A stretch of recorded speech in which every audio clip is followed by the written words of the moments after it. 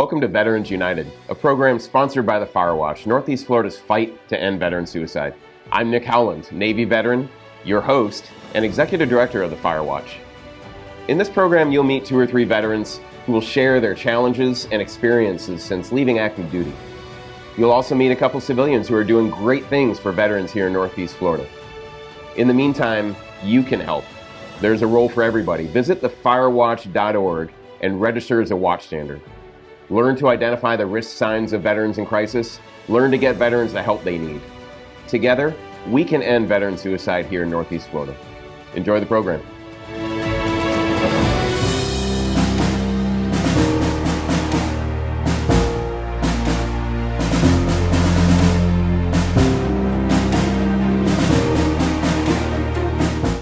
Hi, everybody, and welcome back to this episode of 5 Minute Salute. I'm your host, Susan St. Dennis, and today we're going to be talking to Chad Nielsen from UF Health Jacksonville. Chad, how are you doing today?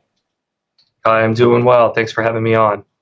I am glad to have you here. So here on 5 Minute Salute, we like to talk about all of the different, support systems here within Jacksonville and ways that veterans can both help people currently active duty with the transitional period and just all of the different things that are involved in that. And so I'd really like to talk to you about that today. But before we do that, I'd like you to first introduce yourself and tell us what you do. Yeah, so again, thanks for having me on. My name's Chad Nielsen. I am a Director of Accreditation and Infection Prevention here at UF Health Jacksonville. And in all of my free time not dealing with COVID, I'm a public health officer with the Florida Air National Guard, stationed right here at the 125th Fighter Wing in Jacksonville. And you've been kept pretty busy since February, haven't you? From what I understand, you've got a lot on your plate. Yeah, just a little bit. COVID is still very real, and being the only public health officer based in Florida with the National Guard here, I've been extremely busy with that. So. Well, we appreciate all that you're doing. So why don't we first talk about that transitional period, because you transferred from reserves to what you do now. What advice do you have to people that are currently getting ready to make that move? Yeah, so I think first and foremost, have a plan and know that the plan might go a little off the rails here and there. So we frequently transition military members from active duty or reserve duty here into my hospital system because we're very military friendly. And we do see some struggles that our veterans group here in the hospital tries to deal with. And some of that is just general expectations, general scheduling type issues. Our military members who are coming in off active duty are very regimented, they're very disciplined, and they don't always find that on the civilian side when they come off active duty. So I think there's a transitional period that they have to understand that the civilians don't always act the same way as the military in terms of their expectations, their job productivity, and all of that. And so helping them through that is one of my passions here, at least at our hospital, working with our veterans group. It's all about having a plan, setting those expectations, and carrying through. Absolutely. What have you found to be some of the best support groups here in Jacksonville? Yeah, well, we're very fortunate here in Jacksonville that we have so many different resources for military members. Obviously, we've got a very strong VA here. We have a lot of other organizations that are actually based here, right? Wounded Warriors are based here. The 5-Star Veterans Center is here. And even just hospitals and different types of organizations have military groups. A lot of our military members here locally, our 2 Navy bases and our 1 fighter jet base at the airport, we retire members here and they look for work and they join these large companies here in Jacksonville, which are then forced to kind of have veterans groups within them. And so frequently what you'll find if you're joining one of these large companies after your active duty period, they will have very well established veterans affairs groups or social clubs that help ease the transition for those members. Well, that's wonderful and good to hear. I was curious, you mentioned earlier how, one of the big things that causes an issue within the transitional period is the fact that there is a difference in the way that civilians versus military members handle certain tasks, day-to-day activities. For you, what was a big difference that you noticed? I'm curious.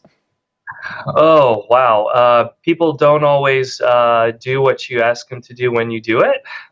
So I don't want to give that appearance of being an officer on the on a white tower, but certainly military members are disciplined, and when they're told to jump, they normally ask how high. Here on the civilian side, it's a little bit different. You've got unions, you've got labor acts rights and different things. So there is an expectation that the military members have that everybody will follow through, get the job done, and are very mission oriented. And that's not always the case on the civilian side.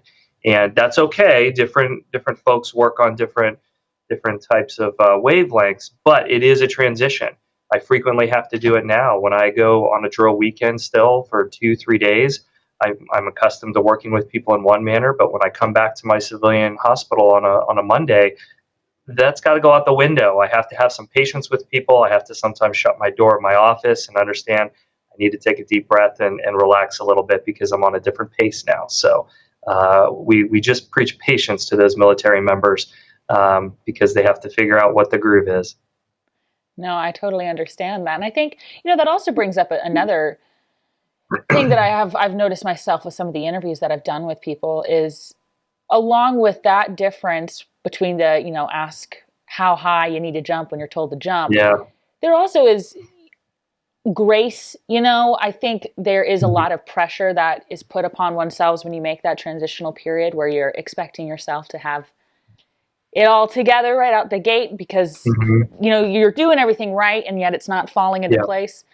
And I think it's important to have grace on yourself and know that like you said, you plan, you prepare, you do everything you're supposed to do. It just takes time, and it's okay to have a couple of stumbling blocks here and there. So I appreciate you coming on the show and talking about that with all of us here. Absolutely. It's my pleasure. I'm happy to do it again. Absolutely. And to everybody watching at home, thank you so much for tuning in to this episode of 5 Minute Salute. If you'd like to learn more about Chad and what he does, you can go ahead and learn more at iwannabuzz.com. We look forward to seeing you next time on Buzz TV.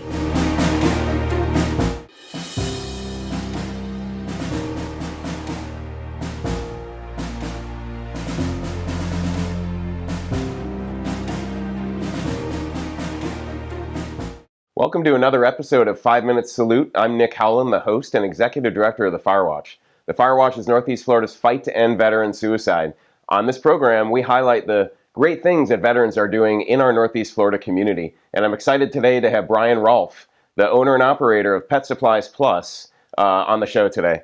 Brian, thanks for being here with us. Thanks for having me, Nick. Appreciate it. So you own Pet Supplies Plus, 3 stores, about 40 employees, preferential treatment for veterans, and it gets better, and you contribute back to the veteran community. Tell us a little bit about Pet Supplies Plus.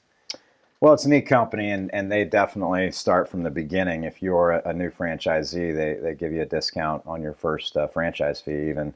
But then, carrying it forward and paying it forward, especially being in town here with Mayport, and the air station, our stores being close by there, we've been blessed to employ quite a few military spouses and veterans that have gotten out. We serve so many customers that are retirees and of the like. So it's been neat. Last year, for example, we were able to, as a company, Pet Supplies Plus teamed with Merrick Dog Food Company to. There was a bag, Backcountry Hero, I believe. Every bag that was sold, Pet Supplies Plus and Merrick teamed up to donate $1 to Canines for Warriors. Wow. We were blessed to be part of that, but then on top of it, they're headquartered here in town. Yeah. I'm a franchisee here in town, so instead of doing it up in Detroit where we're headquartered, they sent the big check down, and we were able to present a check last year to Canines for Warriors for over $167,000. Whoa. Which was neat. I mean, it's such a great organization. And that's fantastic. The teams with the new veterans and the new dogs come to the store out there at Atlantic Beach and walk through the store and get some training done. We talk some nutrition. So another neat thing just to be involved in. That means you sold or Pet Supplies Plus sold over 167,000 bags of food. Yeah, it's something, I can't remember the formulation on how they got to the dollar amount, but it had to deal with sell so many and donate, one of those deals. And Pet Supplies Plus on whole at the time was probably around 450 stores nationwide, half franchise, half corporate. So And I might also add that, Brian, you are a qualified watchstander with the Firewatch, which means that you've gone through the training to identify risk signs of veterans in crisis, and you know where to direct them to the help they need. So thank you for kind of taking the lead and being one of our first. We're at about 320 now, one of our first 300 in Northeast Florida. We appreciate that. It's an honor. That's a very small thing that anyone can do. It's so easy to sign up. Yeah. Get a little bit of training and just what you can watch out for in the signs, and right. Just one word, one conversation might change something drastic. Yeah, and I think we can't underestimate the importance of Pet Supplies Plus being a veteran-owned business in such a veteran-friendly community. You mentioned that you have a store up near Atlantic Beach near NAS Mayport and one in Orange Park near NAS Jax. And we have 6 major military installations in Northeast Florida, 150,000 veterans, tons, way more than that in active duty military members. Yeah. And so the fact that they could, to get supplies for their pets, go to a veteran-owned business means a lot. The fact that you give preferential treatment for hiring, it means a lot. And the fact that you give back to the community is essential. So thank you for what you do as a veteran and for veterans. Well, and likewise, thank you for what you do, getting the word out and championing some of these causes. I mean, information is everything. So absolutely appreciate you getting our story out there, but also the story of so many others. Great. Working together is where it's at. Thank you. So Brian, how can people find you at Pet Supplies Plus or find their nearest Pet Supplies Plus store? Sure. Our Atlantic Beach location is just off Atlantic Boulevard, across the ditch there, near the LA Fitness. And our Orange Park store is just south of Orange Park High School, near the BJ's there. And our new location is North St. Johns County, just west of 95 on 210, right before the Publix. So terrific. We're excited about all 3 of them. Great. Brian Rolfe, owner and operator of Pet Supplies Plus, veteran and veteran advocate. Thanks for being with us on the show today. Thanks for having me, Nick. Appreciate it. Thank you. Thanks again for joining us on another episode of 5 Minute Salute. I'm Nick Howland, your host and executive director of the Firewatch, which is Northeast Florida's fight to end veteran suicide. Our guest, Brian Rolfe, is a watchstander. You too can be a watchstander. Visit thefirewatch.org. Go through the training, learn to identify the risk signs of veterans in crisis and how to get veterans the help they need. Together, we will end veteran suicide.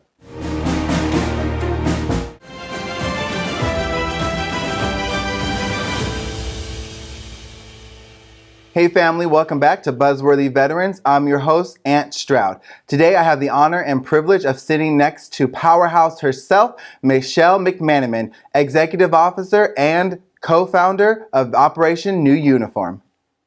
Thank you so much for being here today, Michelle. Well, thank you so much for having me. I really appreciate it, Ann. I was looking forward to this all day. Oh my gosh, the first time I seen you at the gala, the year-end gala, oh my gosh, you're in this environment and you see everything that Operation New Uniform has and the people who love it. You're sitting next to people who will not only sponsor it, but you're also sitting next to graduates themselves. Yes. And before we dive into that, because it's definitely, we need to discuss that, how did Operation New Uniform come about? Yeah, that's a great question. It's funny because it felt like I was telling this story all the time and then it just kind of stopped. 6 years later, maybe people don't care as much. But I think it's important to know. You asked me what branch of service I served in, and I didn't. My husband never served, and I don't have a long history. I have a grandfather and an uncle that served in the military, which I am blessed to know, but it wasn't a big part of my life growing up. But when my husband and I started our business in Jacksonville 20 some odd years ago, we, thank God, did very well. And about 6 years ago, a little more, we wanted to give back to the local community. So we do sales management, and leadership training. And with that, we wanted to scholar a veteran through our program. We wanted to teach them to be potentially a salesperson. But we found out a few things. So we went and called a large organization, veteran service organization here in town, and asked them if they knew of a veteran that would want to come through our program. It's a year-long, very intensive. We do a lot of training on attitude, behavior, and technique, and how to get to know people and communicate with people. And the woman that I spoke to, she said, why don't you come and do a lunch and learn? And I'll tell you, you can talk to all of these military folks that just came out of the military and see who wants to come through the program. So I was like, this is going to be great. And, if you know me, and I think you know me a little bit, I don't mind talking in front of groups from 1 to thousands. But this group, for some reason, I was scared to death. I had never served. And here I am going to speak to a group of people that just came out of the military, and I couldn't relate to their world. So we did something, I did a little lunch and learn, and I was teaching them how to do a 30-second commercial on how to sell themselves. I thought, well, if anything, they can use this for a potential employer. They can use it in an interview, when they're networking. This is in my mind. So I taught them this 30-second commercial. And after I was done, I said, look, we have contacts in town with the Business Journal, with the Chamber of Commerce, with all these networking events. Who wants to practice their 30-second commercial out there in the real world? And I'll hold your hand the whole way. Who's with me? How many hands you get? Yeah, you're a veteran. Would you have raised your hand? Out of the military? No, I wouldn't. Why not? I think because you don't know. There's so much out there and you don't know. And you're afraid to publicly make that leap. Like in research, you're at home, you might be YouTubing things, but to publicly acknowledge your fears, to publicly acknowledge those and recognize those fears, it's a lot. Yes, exactly. And nobody raised their hand. I was like, what's going on here? You just learned this great technique. I'm giving you all this power. Who wants to go out, pro bono? You don't have to pay for your lunch, breakfast, whatever. And nobody raised their hand. And at that moment, one of the gentlemen that was sitting there said to me, Michelle, I don't think you understand something. And I was like, you're probably right, Reggie, because I don't know your world. What do you got for me? And he says, once we take off these uniforms, people don't treat us the same. So a lot of light bulbs went off, and it really meant to me, and what we teach in the Sandler training system is they don't know how to separate their identity from their roles. They couldn't take off that uniform and figure out who they were once that uniform was off. So that's what we teach. We teach something called the IR theory. We teach them how to separate that identity from their roles and be the new person that they need to be. That had a lot to do with the person they were before they went into the military. Absolutely. We give them confidence, and we help gain all that stuff they had while they were in the military and use that to get their next career. Absolutely. And I mean, that start to hearing that story where you first started and being at the gala, like it is night and day of what that realization is. And I think that you hit it on the key, you hit it on the head. Caring crosses every border. It doesn't matter. So you may have not served and you may have not been a spouse and, your grandparents may have served, but it doesn't matter because you care. That's right. And for people who come out of the military, we don't know what to expect. We don't know how people are going to treat us because people do treat us differently. You're either a high leader, expected to be a very, very high leader with all this training you have, but you might have that, but you don't know how to apply it. Right.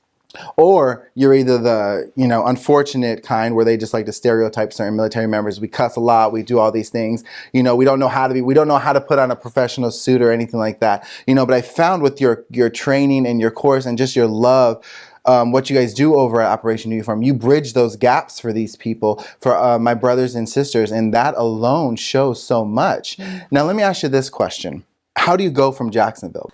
Blessing and curse of this whole pandemic thing. It forced us to go more virtual. So we have our classes now are a hybrid. We have some that come live.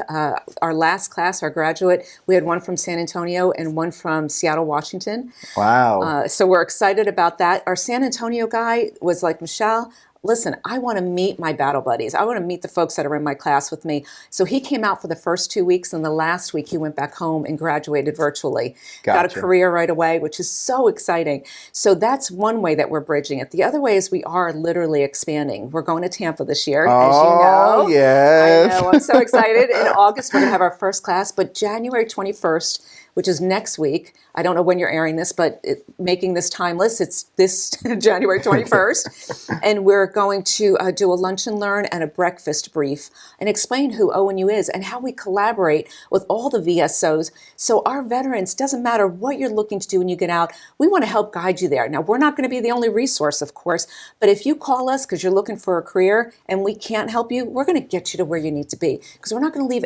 anybody feeling lost. Too many do. Absolutely. And we're not going to be there to do that. We partner with the Firewatch. We partner with Cohen Veteran Network, Wounded Warrior Project, with you name it. And we want to be there because we know we're not the fix for everybody, but we want to help those that we can. Gotcha. And that is a passion that knows no bounds and is limitless. And watch out for it. Amen. Thank you so much for being here. Now, if anybody wanted to either donate, because this is a nonprofit, okay? Listen, here.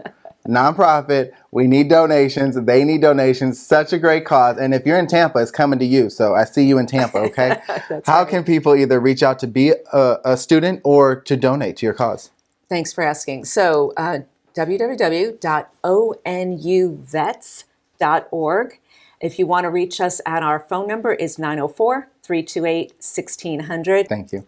All right, family, that's going to do it for this episode of Buzzworthy Veterans. If you want to learn more about Operation New Uniform, please visit iwanttabuzz.com. I'm your host, Ant Stroud. And remember, always vets, always family. I'll see you next time.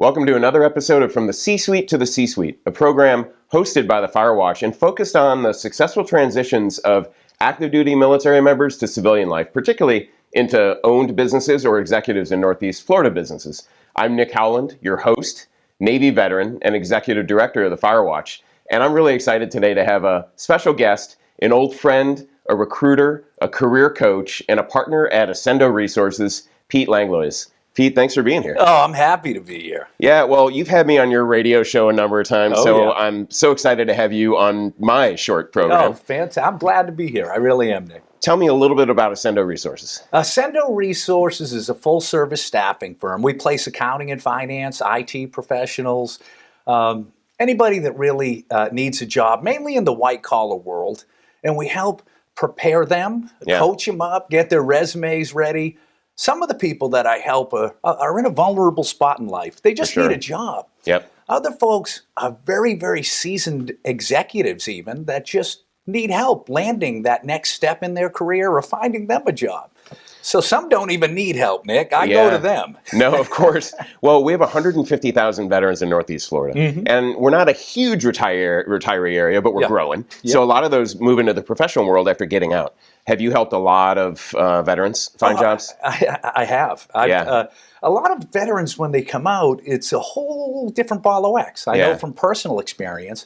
But I look for veterans, and I have a lot of employers that also seek out veterans because they know they have a sense of mission, purpose, unquestioned reliability. They show up on time, and they get the job done. So, yes, I've helped a lot of veterans. Absolutely. And so you mentioned that you're a veteran yourself. Tell me about your Navy experience, fellow Navy guy. Well, hoorah. I'm from Beantown, Boston, and I just needed to get out of town. College wasn't an option for me, so I enlisted into the Navy. And I went in. I was a jet engine mechanic for 7 years. But while I was in, I took advantage of every program that the Navy offered. I got my bachelor's degree within about 5.5 years, and I was going to be OCS and put on khakis like you, but I got out and transitioned. I can't get rid of the khakis, man. Well, they look great on you. Oh, same pair, actually, from 30 years ago. Oh, that's fantastic. Yep. That's pretty great. So when you got out, what were the challenges that you personally faced transitioning into the workforce? Wow. Well, like a lot of veterans, I was known by my last name and my rank, right? Right. I was Petty Officer Langlois, and I was a jet engine mechanic. Yep. I did have that piece of paper, the degree, that I thought was just going to kick open a bunch of doors for me. Yeah. But it doesn't work like that. I interviewed a bunch of different places, and I think I can answer questions well and think and speak on my feet. But unfortunately, I wasn't selected. Thankfully, after about 2 or 3 months of hearing no, a friend of mine had a brick paver company. And for a year, I laid brick pavers out in the hot sun. It's great work. I got paid well. But he also allowed me to continue interviewing while I was putting the brick pavers in that herringbone pattern and out in the hot sun. But I eventually transitioned into the white-collar world, which was my goal. But it was hard, Nick. It was a hard transition. And so how did you find that white-collar job? Was it networking? What helped you transition from laying bricks and to then the white-collar job? Well, continuing my, I always worked hard and I always wanted more. Yeah. And while I was laying the brick pavers during the day, I attended a Dale Carnegie course at night. Okay. And I did pretty well and I really liked it. And they hired me on there. And I transitioned from brick pavers to selling Dale Carnegie courses during the day. My degree was in adult education. I wanted to be a trainer, and I was able to be an assistant trainer at night when the courses were. were offered. And I did that, and from that, I went to Merrill Lynch and then became a training manager. And eventually, careers are funny. Sometimes you take the short path and find exactly what you want, and you do it your whole life.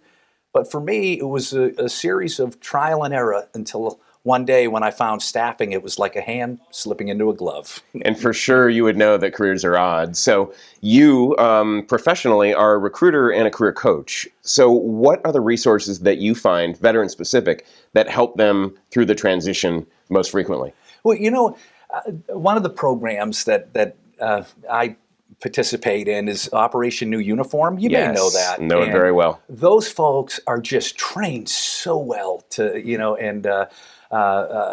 Michelle McManaman, she's phenomenal. They are already coached up, ready. They've practiced. They have great interviewing skills. But that's one program.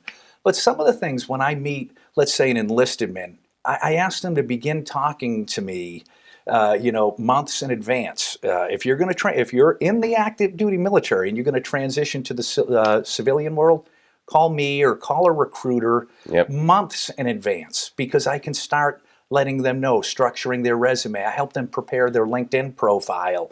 I talk to them about some of the career opportunities that would be best suited for their skill set.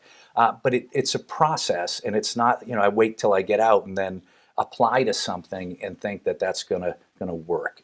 Words of wisdom from Pete Langlois, partner at Ascendo Resources. Pete, how can people find you specifically? Very easily. You want to talk to me, Pete, the job guy Langlois? Yeah. You call 904-999-4878, or just my email address is simple. It's my first initial and then my last name, Langlois, at ascendo.com. Langlois. That's correct. You got it. And Ascendo is ASCENDO. Great. Pete, thanks for being with us today. Glad to be here. Thank you, Nick. All right.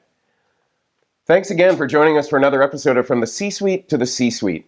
The Firewatch is Northeast Florida's fight to end veteran suicide. There's a role for everyone to play. Visit thefirewatch.org and register to become a watchstander. You'll learn the risk signs of veterans in crisis. You'll learn how to help veterans and get them the resources they need. Together, we can end veteran suicide. Thank you.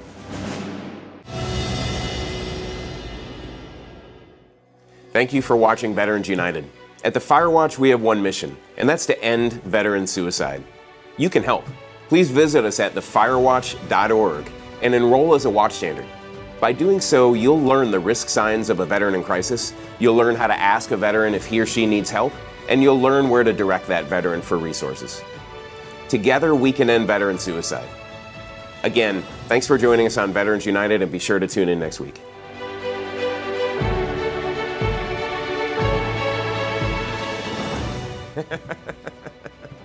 That'll get me smiling or turning away. No eye contact with the camera.